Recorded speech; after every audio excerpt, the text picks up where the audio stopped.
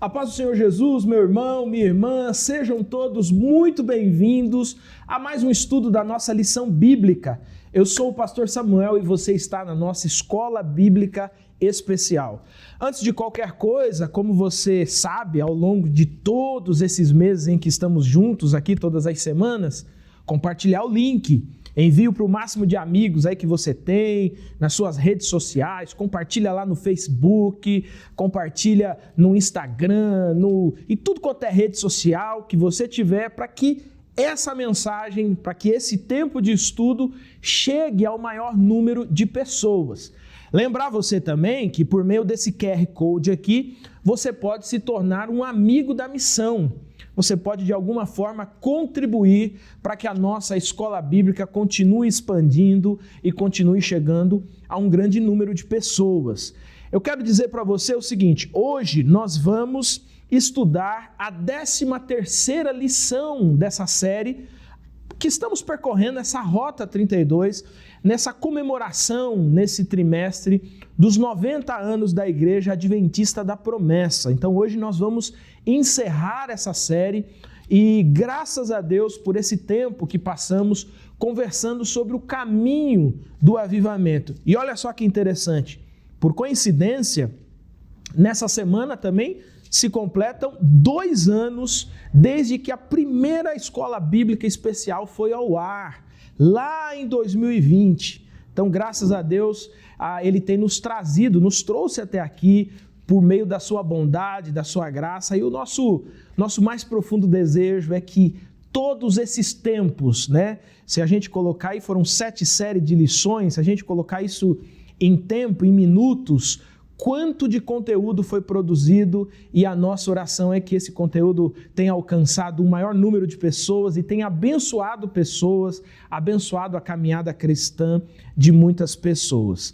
Então eu quero convidar você hoje a estudar conosco a lição de número 13, que é Clamando por um Avivamento.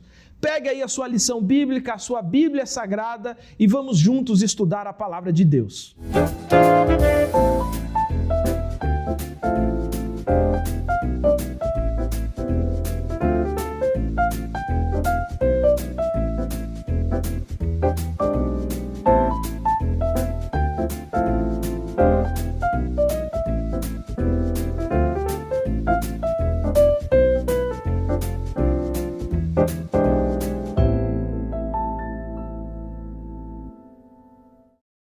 A nossa lição de hoje, a lição de número 13, vai falar sobre clamando por um avivamento. Eu achei muito interessante o tema, porque não é clamando por avivamento, mas por um avivamento. E por que fazer essa reflexão é importante? Será que é importante a gente orar e a gente clamar a Deus, pedindo para que Ele sopre o teu espírito, para que Ele derrame o teu espírito sobre nós? Nós observamos nessa lição, durante todas essas semanas, observamos que há sim, em momentos específicos na história e às vezes por resposta à oração do seu povo, esse derramamento especial do Espírito Santo de Deus. A gente observa isso e observamos isso quando percorremos toda essa Rota 32. A pergunta que fica é: o que ainda tem para ser derramado do Espírito sobre nós, sobre a nossa geração, sobre nossos filhos, sobre os adolescentes, sobre os jovens, sobre aqueles que ainda estão envolvidos na missão de Deus nesse tempo? É sobre isso que trata a nossa lição de hoje. E o texto base dessa lição é o texto de Atos, capítulo de número 1, versículo 14, que diz assim: todos estes perseveravam unanimemente em oração e súplicas com as mulheres e Maria, mãe de Jesus, e com os seus irmãos. Hoje, então, nós vamos estudar um pouquinho como que a história pode nos ajudar a entender a necessidade desse clamor por um avivamento. A necessidade de uma oração fervorosa, de um sentimento e de uma atitude fervorosa na busca por esse derramamento poderoso e especial do Espírito Santo. E para nos ajudar, então, nessa lição de número 13, está conosco aqui mais uma vez o pastor Aníbal. Pastor Aníbal, mais uma vez, seja bem-vindo entre nós, que esse momento seja um momento abençoador em nome de Jesus. Amém. Obrigado, pastor, obrigado mesmo. É uma oportunidade muito linda de estar fazendo o encerramento dessa série de lições com você. Então, agradeço imensamente essa oportunidade. E como bem você falou, que seja uma bênção, né, para toda pessoa que receber a oportunidade aí de ver essa lição, compartilhar com outros e mais profundamente no coração deles receber um ensino, né, e a pessoa dizer, eu quero viver isso. Legal. O intuito de tudo isso, né, não é somente aprender, mas também querer praticar. Praticar isso, né? Então, muito obrigado mesmo. Muito amém, obrigado. Amém. Estamos felizes aqui com a sua participação. Bom, caminhando para a nossa lição, e aqui o pastor Aníbal, eu quero entrar aqui nos questionamentos que vem nessa série, aliás, nessa lição 13, e ela começa falando um pouquinho sobre a crise pela qual estava atravessando a nação de Israel. Eu vou ler aqui a pergunta, com base no texto de Joel 1:4, 10, 12 e o item 1, né, da sua lição bíblica aí, em que consistia a crise pela qual estava atravessando a nação de Judá. Pastor, fala um pouquinho sobre essa crise que estava acometendo ali a nação de Judá. Então, pastor, muita coisa estava acontecendo. Se nós vemos aqui o profeta Joel, quando começa a profetizar, já tem um ambiente bastante difícil. E essa crise aí era uma crise bem forte, porque estava envolvido duas partes principais da vida dessa nação, que é a economia e também a espiritual. Diz aqui no versículo 4, né, de Joel, capítulo 1, que o gafanhoto cortador deixou, o gafanhoto peregrino comeu. O que o gafanhoto peregrino deixou, o gafanhoto devastador comeu. O que o gafanhoto devastador deixou, o gafanhoto devorador comeu. Em outras palavras, tinha realmente, literalmente, nesse tempo, uma infestação de gafanhotos. Hoje em dia também, né, às vezes estamos vendo nos noticiários, realmente é um desastre, né, porque estraga os campos férteis, tem muita perca econômica, mas a nossa nação, as nossas nações hoje em dia não dependem exclusivamente disso, né. Naquele tempo, Israel era um povo quase que exclusivamente agrícola, então uma perca dessas era incalculável. As pessoas ficavam mesmo arruinadas. Era uma ruína quase que completa. Perder a seara do ano, perder aí a colheita do ano, era terrível. Só que a questão não acaba nisso aí. Quando parece que está por passar essa crise, também temos uma informação aqui de uma seca muito grande. Então, se alguém não estava ainda perdendo pelos gafanhotos, essa seca vem realmente acabar com toda a esperança de uma recuperação econômica. E além disso, diz que uma frase, né, que a necessidade tem cara de heresia. Quando a necessidade começa a apertar, também o coração das pessoas começa a demonstrar o que tem por dentro, e temos um cenário espiritual também bastante preocupante. Naquele tempo, Israel estava flertando bastante com a idolatria. Joel se levanta justamente para anunciar que Deus não concorda para nada com isso. E depois ele vai dizer que vem o grande dia da vingança do Senhor, mas ao mesmo tempo também ele vai dizer, né, que antes da vingança, o Senhor tem graça, né? O Senhor tem o que nós vamos chamar de avivamento. Sim. Mas naquele momento, especificamente, para eles era muito difícil. Talvez o Joel não tinha muito público a favor dele nesse momento, já que Joel vem denunciar o pecado do povo, num momento de muita crise. Quando a pessoa está em crise, é difícil de ouvir uma exortação. Mas é o que estava precisando, e é o que Joel se anima a dizer, diz o Senhor. Isso é o que diz o Senhor. Só que nesse diz o Senhor, o ambiente era muito contraditório, as pessoas estavam revoltadas e talvez eles não estavam dispostos a admitir. Mas a realidade, a palavra de Deus nos mostra que essa crise, em grande medida, é por causa do comportamento deles.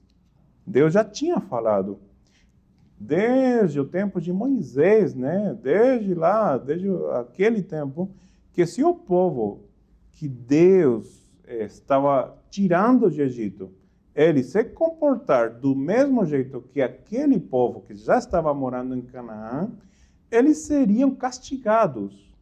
E um dos castigos que o Senhor prometeu, ele na realidade não prometeu, ele estava advertindo, né? Estava avisando, a terra de vocês não vai produzir. Está em Deuteronômio, né? Eu vou fechar.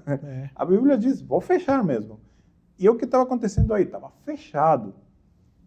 Quando fecha a parte econômica, o que Deus, na realidade, está querendo é também olha a parte espiritual. E essa é uma outra crise, né?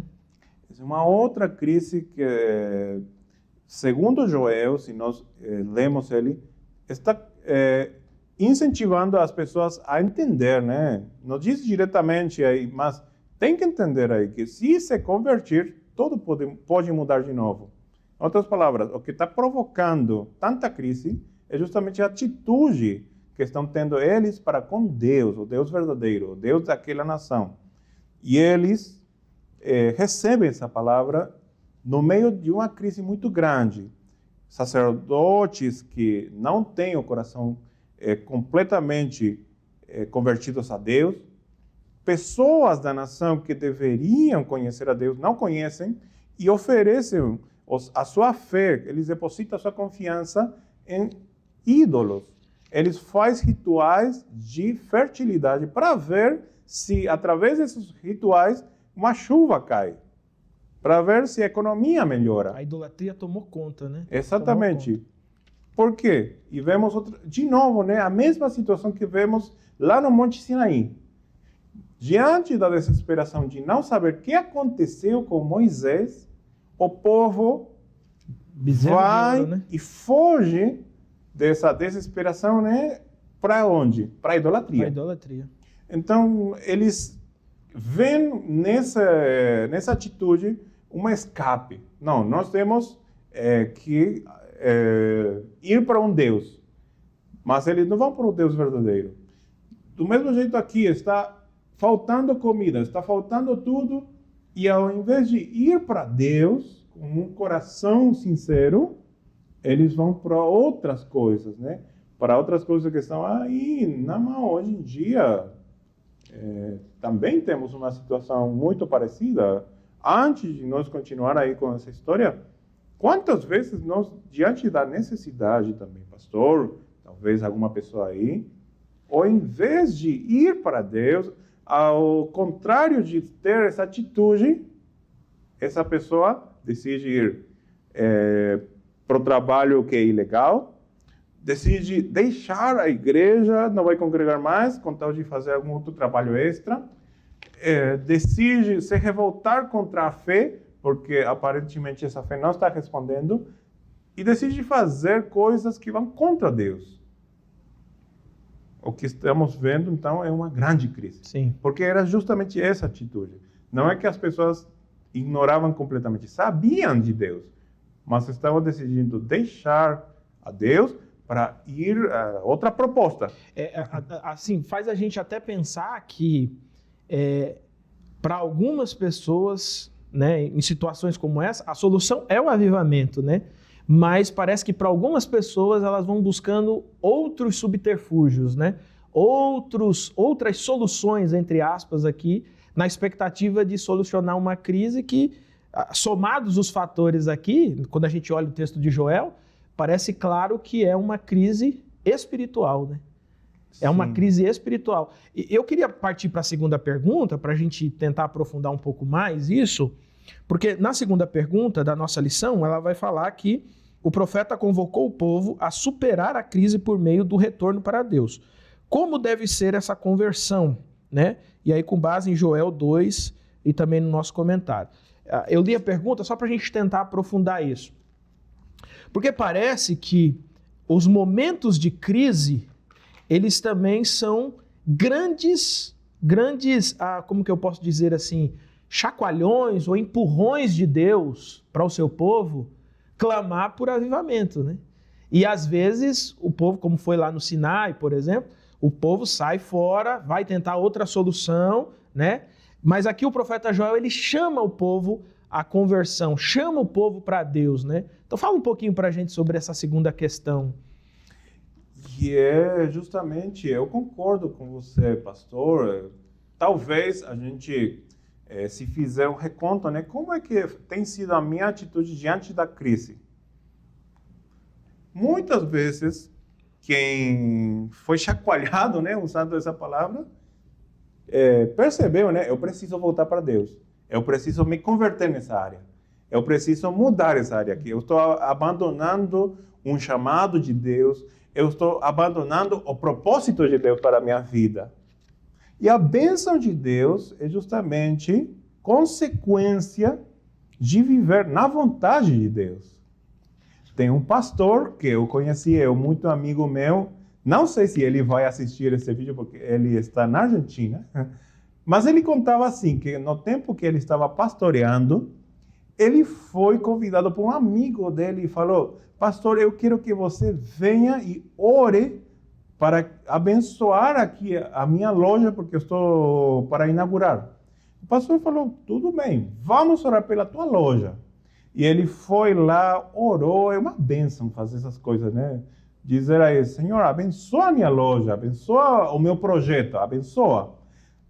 E aí o pastor dizia, né, nessa oração: Senhor, abençoa essa loja, abençoa esse lugar, abençoa as pessoas, abençoa. Só que essa loja, depois de 3 meses, faliu. Aí ficou a pergunta, né, o que aconteceu? Aí a oração não foi boa. Aí não desistiu o homem. Ficou a pergunta só. Esse homem não desistiu, ele fez outra empresa, outra loja novamente, e ele chamou novamente o pastor. E falou: pastor, por favor, venha orar pela minha segunda loja. Eu tenho certeza que agora sim vai dar certo. O pastor foi, orou novamente. Senhor, abençoa essa loja, abençoa o dono, abençoa as pessoas, abençoa para que tenha, mas seja a tua bênção. O que aconteceu depois, pastor? Faliu. E essa história é real. E aí a pessoa começou a se perguntar, né? Mas, pastor, você orou 2 vezes e as 2 vezes falhou a minha empresa. O que está acontecendo, pastor? Será que é Deus o problema? E aí ele falou: não é Deus. O problema está com você. Você está pedindo para eu orar pela bênção de Deus. Eu estou orando e Deus ouviu tanto que você não está percebendo que a bênção do Senhor é você entender que a vontade dele não está nessa loja aqui, porque você tem um chamado para pastorear. Esse homem realmente tinha um chamado para pastorear. Depois ficou aí, fiquei sabendo que realmente tinha um chamado para pastorear. Mas ele estava dizendo: não, eu não quero pastorear. Eu não quero me ocupar das pessoas. Mas Deus tinha chamado. E quando ele pede a bênção de Deus, ele está pedindo: Senhor, faça a tua vontade. Porque a bênção de Deus é a vontade de Deus sendo cumprida na minha vida, né? Então, essa vontade de Deus não sendo cumprida nesse povo é o que Deus está querendo remediar, né? Esse povo não está de coração rendido a Deus. Esse povo não está com o coração completamente convertido ao Senhor. E ele diz: você quer solucionar todos os seus problemas? Pois então solucione isso aqui. Peça a minha bênção. Em outras palavras, traduzindo, igual, né? Você sabe que a fórmula, né? As fórmulas é igual a... Que é igual a pedir a bênção do Senhor? Me converter a Ele, fazer a vontade dEle. E fazer a vontade dEle significa justamente isso. Senhor, o que você quer? E aí Deus vai dizer, né, em capítulo 2, versículo 12, o que eu quero? Declara o Senhor: volte-se para mim de todo o coração, com jejum, lamento e pranto. arrependimento. Assim, volte-se para mim. O que Deus quer da minha vida? Com certeza Deus não vai deixar sem resposta a isso. O que Deus quer da tua vida, você que está vendo aí? Deus não vai deixar sem resposta. Ou mais tarde, ou mais cedo, o Senhor vai responder. Eu quero isso de você. Eu quero que você se ocupe disso aqui. Eu quero que você faça isso aqui. Então o Senhor não deixa aí na dúvida. Deus sempre vai dizer, eu quero isso aqui. Então a grande crise que eles estão vendo, está tudo arruinado, tem seca, tem tudo dando errado. E aí o Senhor não diz, eu te prosperarei. Porque isso já está implícito nessa da bênção. Se Deus abençoa, vamos ser prosperados. Mas a bênção do Senhor, aqui ele está dizendo, né? Venha comigo, que a bênção está comigo. E demonstra que nesse período de crise eles haviam virado as costas para Deus, né? É como se eles tivessem decidido viver a vida, talvez ali naquela busca por soluções, por resolver os problemas, mas ao fazer isso, eles viraram as costas para Deus, né? E Deus agora está dizendo, olha, vocês precisam inverter a ordem, vocês precisam virar as costas, né, para a idolatria, para o pecado, para tudo isso e se voltar para mim, né? Porque, e é muito interessante, porque esse texto de Joel, logo na sequência, né, Deus vai fazer uma série de promessas, né? E as promessas que Deus faz é muito interessante, porque só Deus pode cumprir, né? E aí faz eu lembrar de Malaquias, né? Quando Deus fala assim, e eu abrirei as janelas, né? E aqui eu vou fazer mais uma lembrança aqui do nosso querido irmão lá da IAP de Vila Medeiros. Um dia, um marceneiro, um excelente marceneiro, ele dizendo para mim, pastor, sabe por que está escrito que Deus abre a janela? Porque janela só pode ser aberta por dentro, né? Porta você abre por dentro ou por fora, mas janela é só por dentro. Então, assim, o que Deus está dizendo só eu posso fazer isso acontecer. Só eu posso trazer essa abertura para você, né?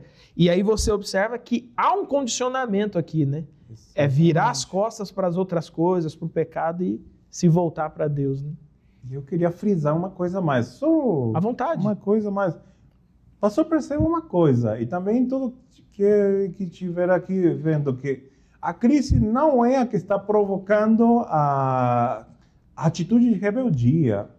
Na realidade, a crise o que está fazendo é demonstrar, está tirando a poeira, né? Está tirando a poeira e está revelando, né? O coração rebelde, Exatamente. Né? Então, uma pessoa que não está em crise pode até disfarçar uma vida religiosa, porque não está em necessidade. Então, pode disfarçar uma vida religiosa, uma vida aparentemente muito convertida, e muitas vezes nós caímos nisso aí. É o modo automático da nossa fé.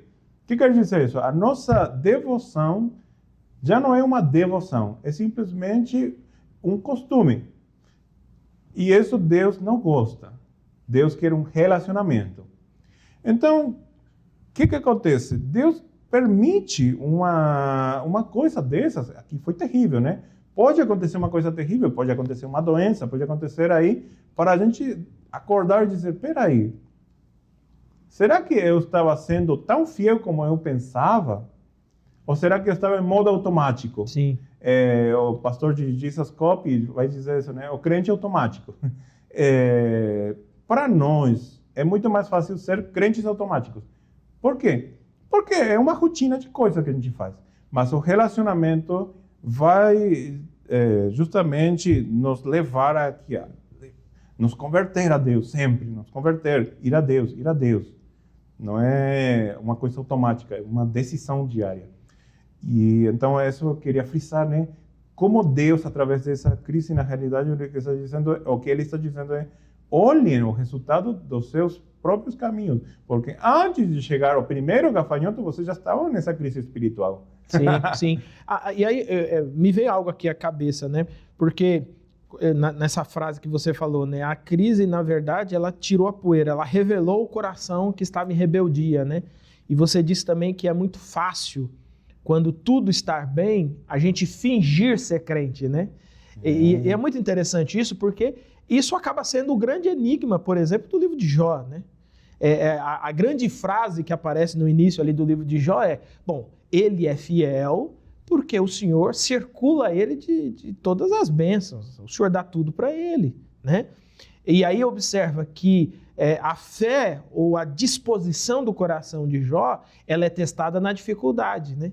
Veja que quando os amigos chegam e dizem assim, não é possível, alguém sofrendo assim tem que ter alguma coisa escondida, né?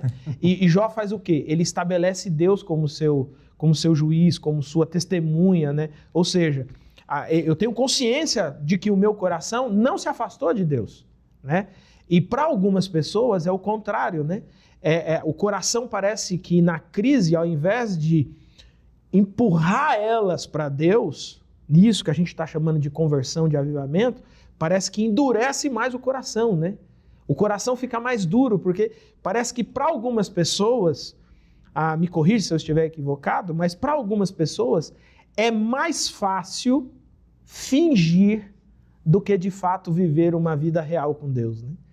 Não tenho problema, estou fingindo santidade, estou fingindo vida boa, estou fingindo tudo. Veio o chacoalhão, eu estou chateado porque veio o chacoalhão e não porque eu estou fingindo uma vida com Deus, né? Uma experiência, pastor, que talvez pode ilustrar isso aqui. Quando eu estava no terceiro ano do meu ensino médio, graças a Deus, eu tinha um auxílio mesmo de Deus, porque ele me ajudava. Eu às vezes estudava, às vezes não. Mas chegou um momento que eu me confiei. Falei, é muito fácil mesmo. O que aconteceu, pastor?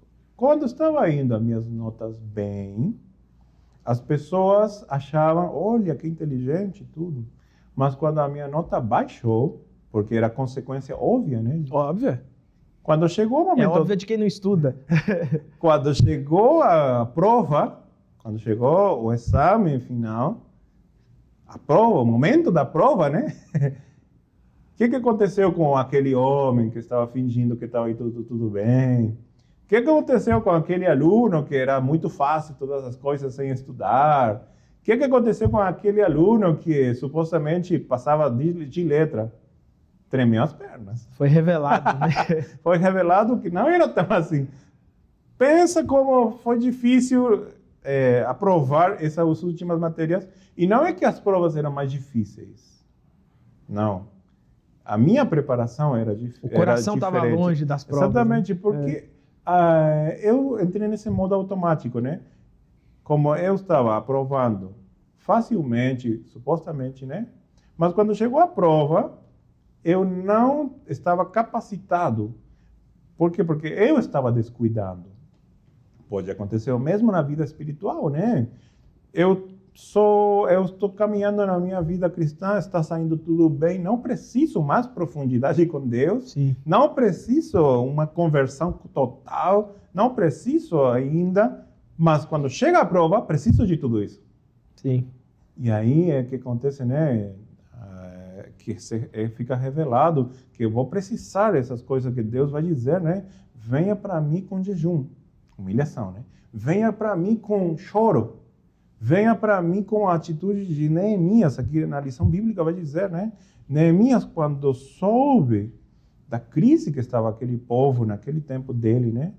Ele diz que ele demonstra tanta tristeza. Naquele tempo, né, o costume de rasgar as vestes, sim, né, sim. usar uma veste muito menos... Pano de saco mesmo. De saco, né, hoje em dia uma veste humilde, né, ou seja, nada especial. E a pessoa ficava jejuando e chorando,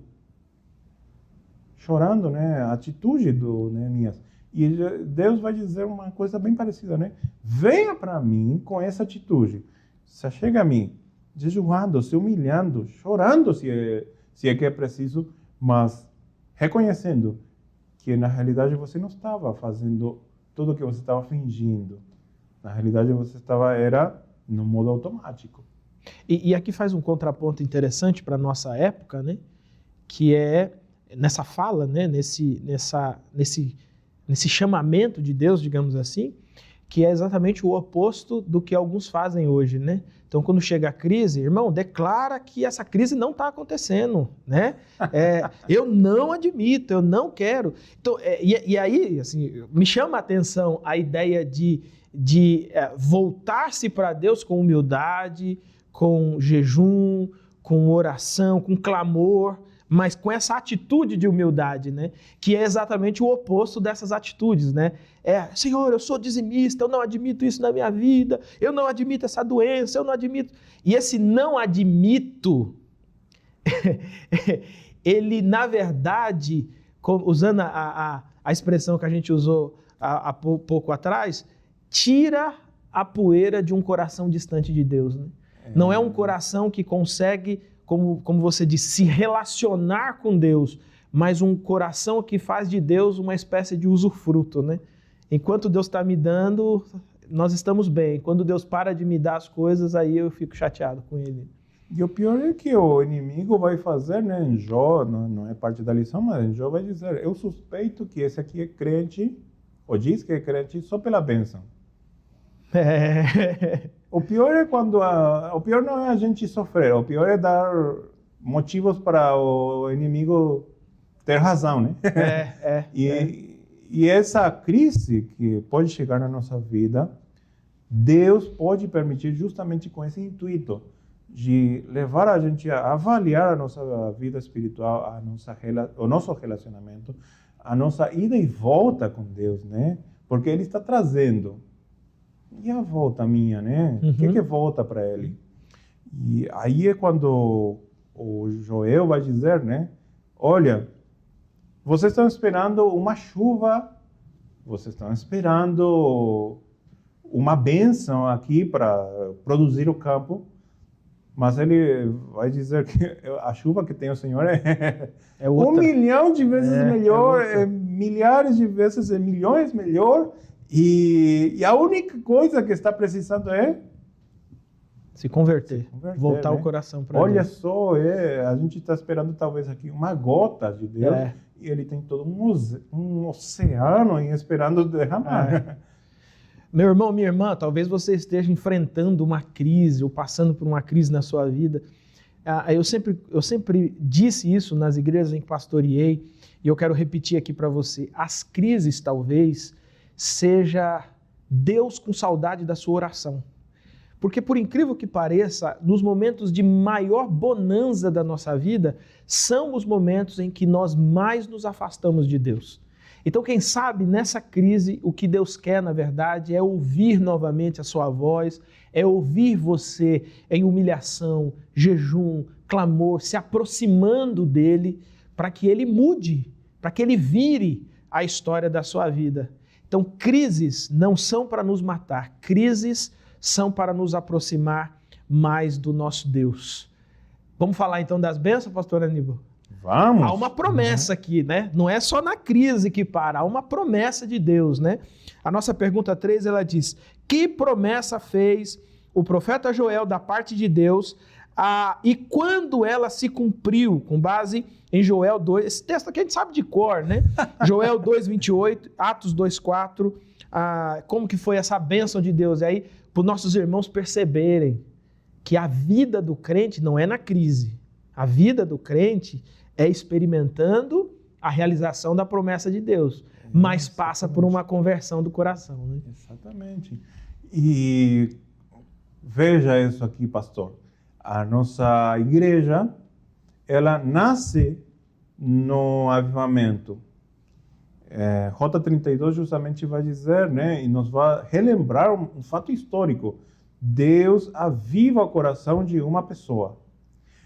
Mas não é a primeira vez que Deus está avivando um coração. Deus, desde o Antigo Testamento, né, antes de Cristo Jesus ter vindo em carne, já tem visitado pelo seu Espírito grandes homens. Qual é a diferença?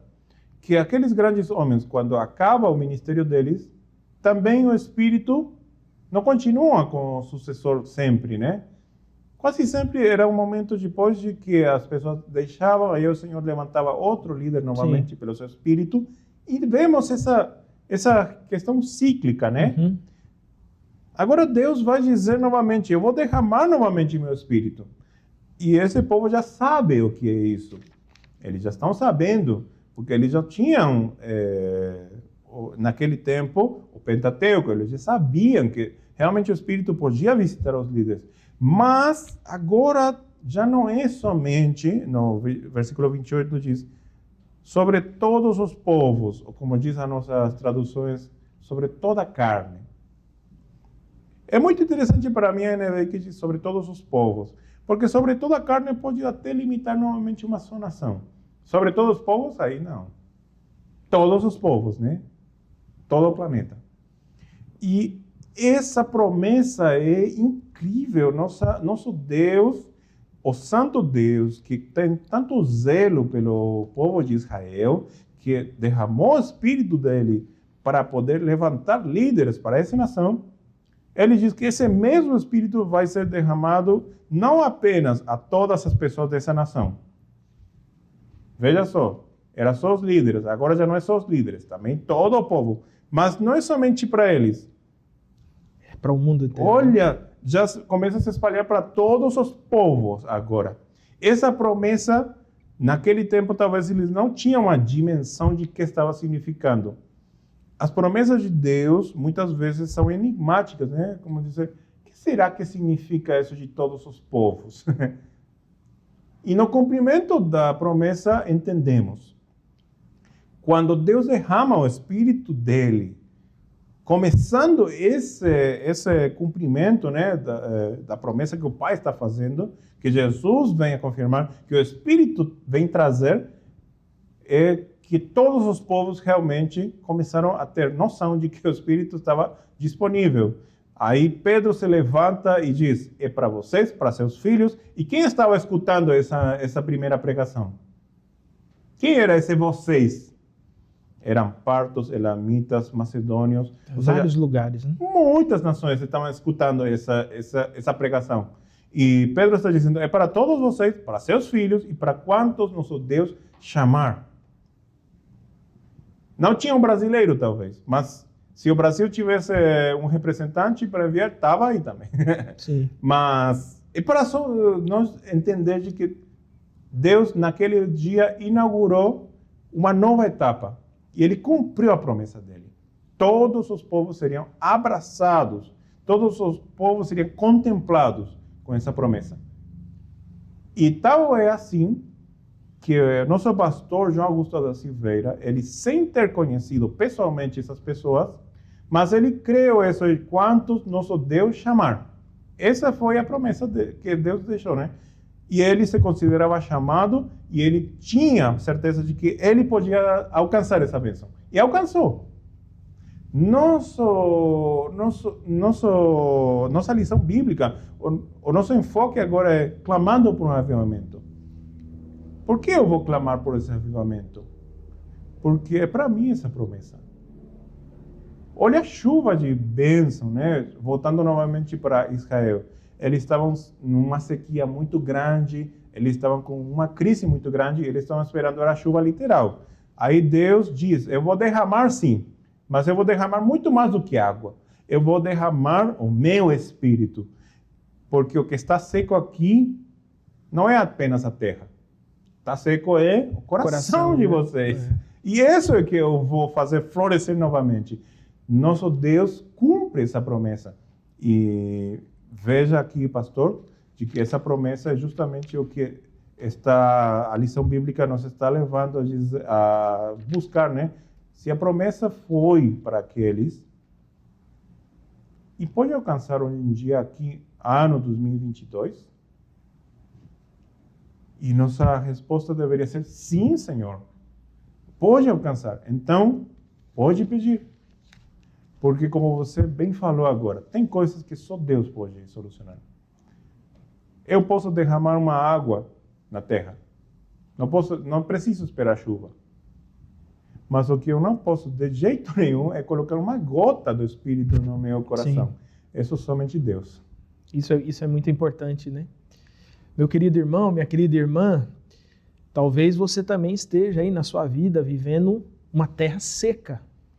Uma terra que precisa de um derramamento sobrenatural do Espírito de Deus.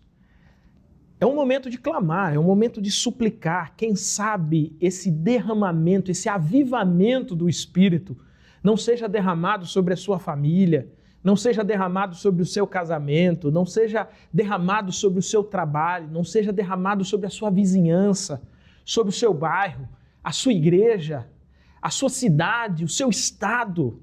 Não existe uma limitação para esse derramamento poderoso do Espírito. Mas aqui há um convite de Deus, e o convite é, pastor Aníbal, clamar. Clamar, né? E isso leva a gente para a quarta pergunta. O que eles estavam, como que eles aguardavam o cumprimento dessa promessa do derramamento do Espírito, pastor Aníbal? Nossa pergunta 4, aqui com base no texto de Atos 1:14. Aqui, meu irmão, minha irmã, você vai ver a conexão. Você vai ver como que existem as crises. E aqui uso uma expressão que eu acho muito interessante. Deus diz assim, não rasguem suas vestes. Ou seja, você não precisa fingir nada. Rasgue o coração. É uma atitude interior, é uma atitude mais profunda. Rasgue o coração. E se assim for, aí ele responde, né? Eu derramarei, né? Então, qual que é essa atitude? Como que é essa maneira que os cristãos aguardam por esse derramamento com base no texto bíblico? Não poderíamos entender tudo o que estava acontecendo aí nesse momento se nós não lembrarmos o que aconteceu 10 dias antes. 10 dias antes de chegar o Espírito Santo, nessa ação sobrenatural, eles estavam despedindo Jesus. Jesus estava voltando de onde tinha vindo. Estava indo para a direita do Pai. Ele tinha vencido, cumpriu o ministério dele, e ele estava deixando. E essas pessoas que estavam já aqui despedindo Jesus, eles recebem uma promessa. Jesus vai voltar. Então, poderíamos dizer, pronto, vamos ser felizes porque Jesus vai voltar mesmo.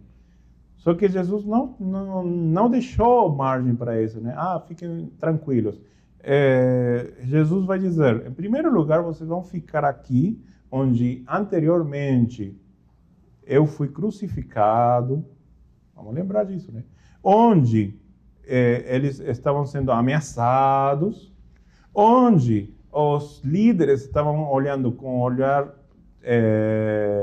de raio-x, né? Quem será que era seguidor desse Jesus? Também vamos acabar com eles. Porque se matou o líder... Os liderados dispersam, né? Então, vamos atrás dele. Então, também, se o líder foi crucificado, os liderados também poderiam sofrer a mesma sorte, né? Então, essa era a situação. Não poderíamos, então, nós imaginar que se eu estiver nesse lugar, como estaria o meu coração? Mas eles vão se agarrar de uma palavra de Cristo Jesus. Fiquem aguardando. Mas vocês fiquem aqui aguardando. O que vão ficar aguardando? Eles têm uma esperança. Deus vai enviar uma coisa. Talvez eles não estão esperando o que veio, né? Que é o batismo no Espírito Santo desse jeito. Mas, sem dúvida, eles estão esperando. Eles estão aguardando. O Senhor vai trazer alguma coisa. Talvez até Jesus volte mesmo. Mas eles sabem, o Espírito é que vai vir. Por que eu tenho tudo isso? Porque nós, geralmente, quando lemos aqui, eu já penso na minha mente de hoje, eu já sei o que aconteceu, né? Eles não estavam sabendo. E apesar disso, eles estavam orando diante das ameaças, diante de toda essa coisa. O Espírito não tinha descido, não tinha batismo no Espírito Santo, não tinha línguas, não tinha poder para curar os doentes, não tinha nada dessas coisas ainda. O único que eles tinham era uma promessa. Fique orando.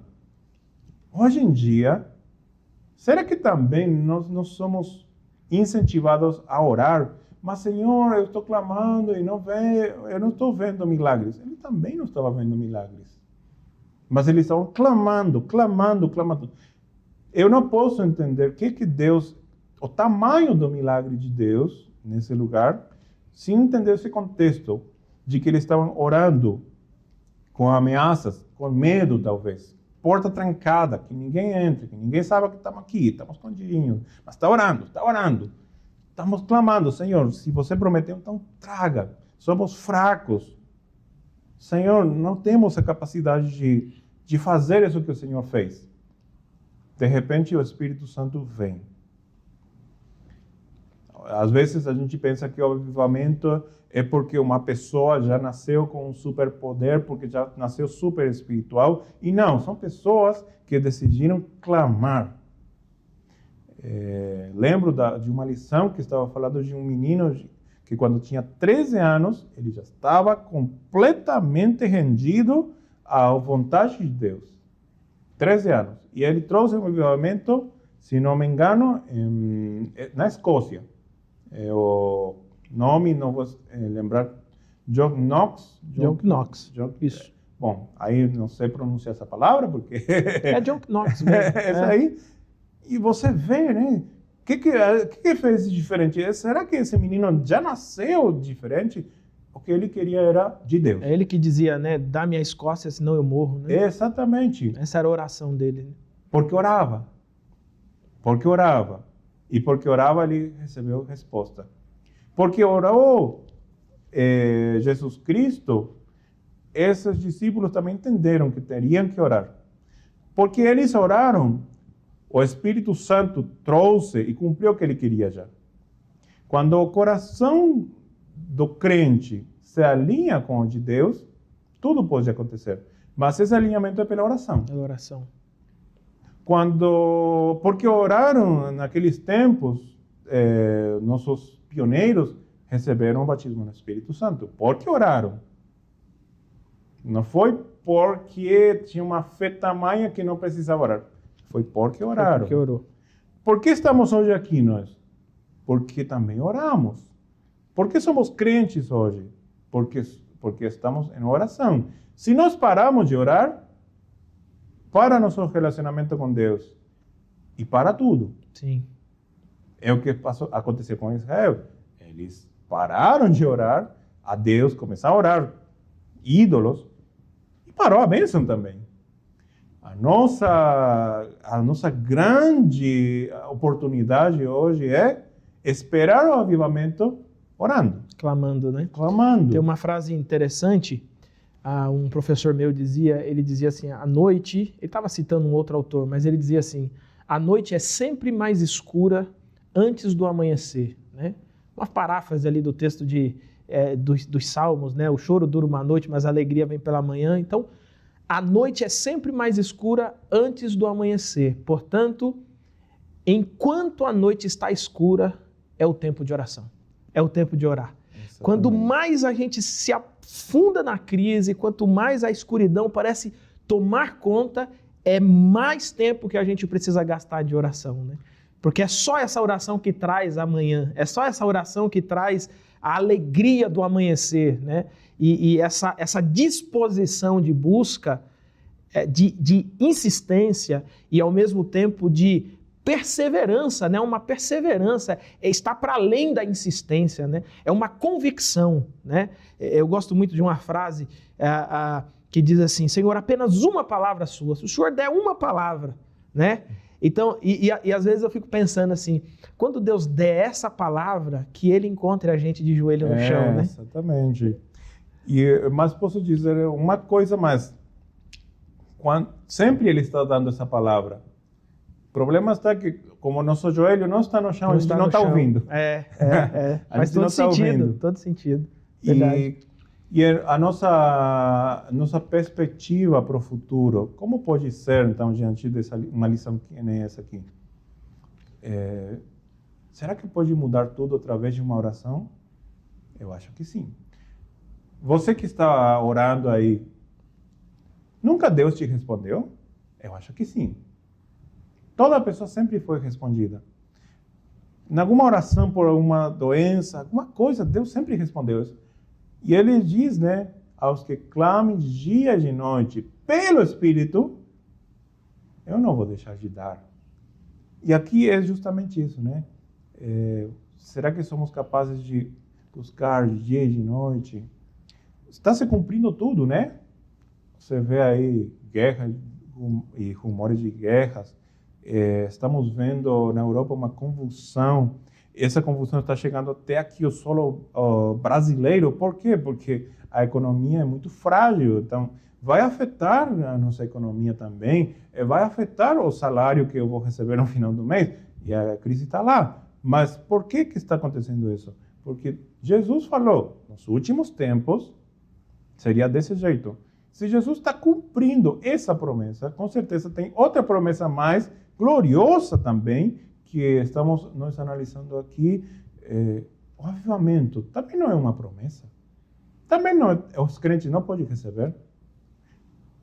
Nossa igreja, como conjunto, e cada um individualmente, pastor, nesse tempo pode experimentar esse avivamento. Sim. Eu acredito. Amém, eu também acredito.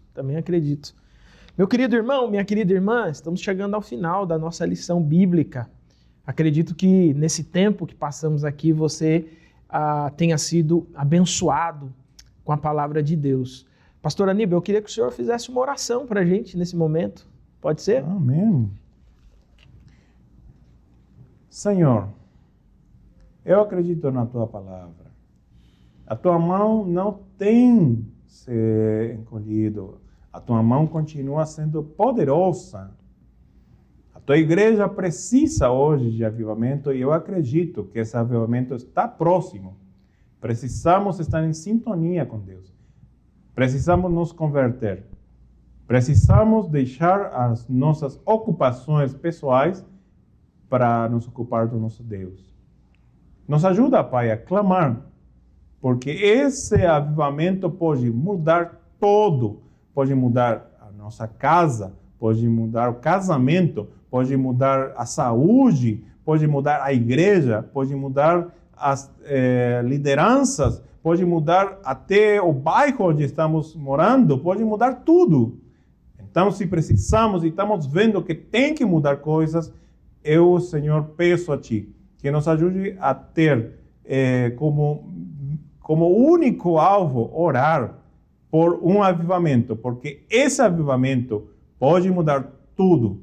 Em nome do Senhor Jesus, amém. Amém. Amém. Pastor Aníbal, mais uma vez, obrigado por sua participação aqui com a gente. Obrigado. Meu querido irmão, minha querida irmã, chegamos ao fim.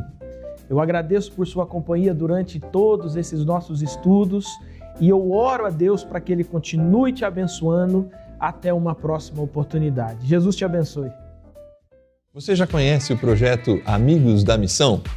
É muito importante você que tem acompanhado a programação da TV Viva Promessa conhecer se você ainda não ouviu falar sobre o Amigos da Missão. Esse projeto, ele tem a intenção de que você seja um amigo da missão, contribuindo e ajudando a programação da TV Viva Promessa e também a sua contribuição vai nos ajudar a partir da agência humanitária, em projetos humanitários no Brasil e em todo o mundo. Então, é fácil. Você faz o seguinte, acessa amigosdamissão.org e lá você vai ver as diversas maneiras que você tem para contribuir com esse projeto. E vai ser muito legal ter você como mais um amigo da missão. Então vai lá, rapidinho, entra agora e contribua com esse projeto que quer levar o Evangelho e levar a solidariedade para tantas pessoas.